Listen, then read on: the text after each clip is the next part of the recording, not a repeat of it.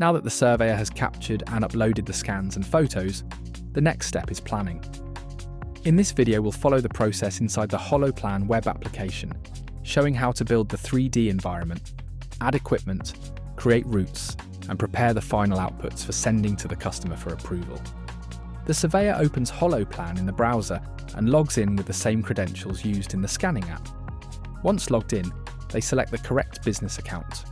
This displays the company dashboard and shows analytics and an overview of activity, giving insight into efficiency and performance. From the left-hand menu, they choose Projects. This opens a map of active jobs. Using the search function makes it easy to locate the correct project. In this example, we are looking for 8 Christie Lane. Selecting the project opens the summary page. This breaks down project details, its current state, and who is involved. Along the top are tabs to move through different sections of HoloPlan. In the Resources tab, the surveyor reviews all scans uploaded from the app, along with the photos taken on site. Additional files or documents can also be added here if needed. The core of the process happens in the Plan tab.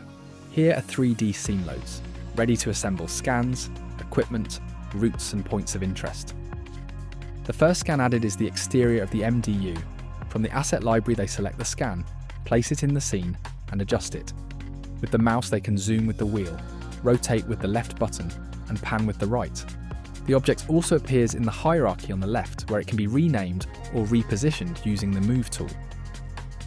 Next, they add the ground floor hallway. It is positioned and rotated to line up with the exterior scan. This scan includes photos and equipment that were captured on site. It is good practice to review these carefully. Any photos or items not needed should be removed as they carry through into the customer report. The rest of the scans are added to build up the MDU, checking names, photos and equipment as each is placed. In some cases, a single scan can represent multiple identical floors. For example, the stairwell is duplicated here for 2 levels. Care is taken to rename and check photos to avoid duplication in the customer report.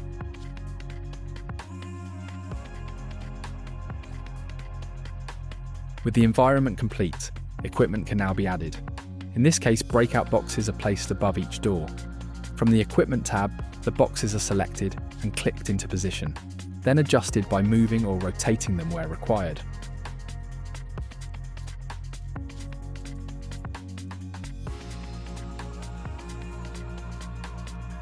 That's all the equipment added, 8 breakout boxes for 8 units, and a distribution box in the riser. The next step is routing. Routes are built from points and paths, and can be connected to equipment. With the routing tool selected, let me draw a quick example on this wall.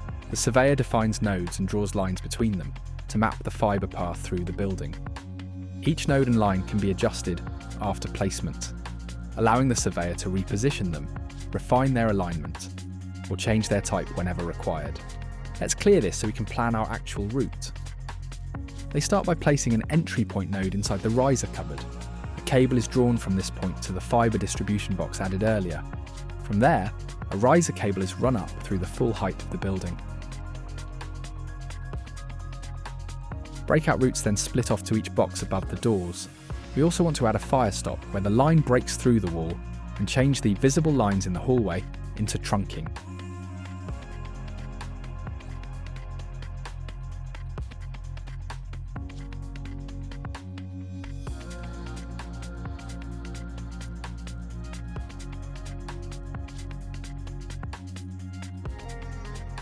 This structure is repeated on each floor until the full network is planned.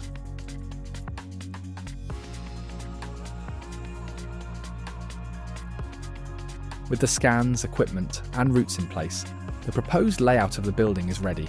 To flag specific areas or risks, the surveyor adds a point of interest from the asset library.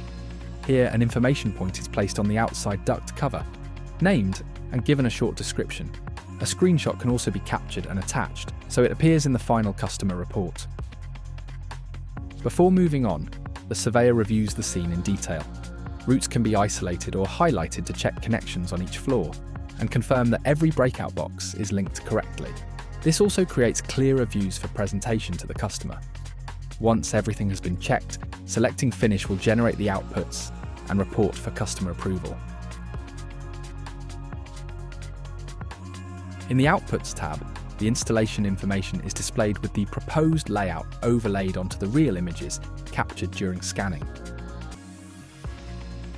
This allows the customer to clearly see how the design fits into their building. Scrolling further down, all project notes and any flagged risks are listed for easy reference. At the bottom, a complete bill of materials is generated, providing a breakdown of the equipment and components required for the installation. Finally, from the Share tab, the surveyor sends the plan and report to the customer. Request emails for approval can be added, and comments or approvals are displayed here. A preview shows exactly what the customer will see when they receive the link. That completes the plan stage in HoloPlan. The project is now ready for customer approval. In the next video, we'll look at the review phase and the steps the end customer follows.